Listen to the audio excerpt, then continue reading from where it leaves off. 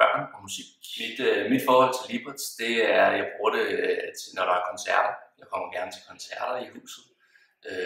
Jeg bruger gerne lokalerne, hvis jeg kan, til at lave nogle arrangementer med børn og unge. Og vil gerne gøre det i fremtiden også.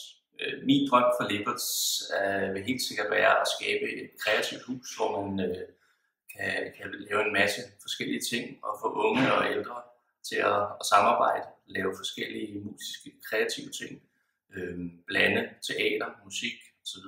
Drømmen gik i opfyldelse, så er jeg sikker på, at det vil skabe et større sammenhold i byen og kunne skabe en masse nye venskaber og sammenhold på tværs af alder, køn osv.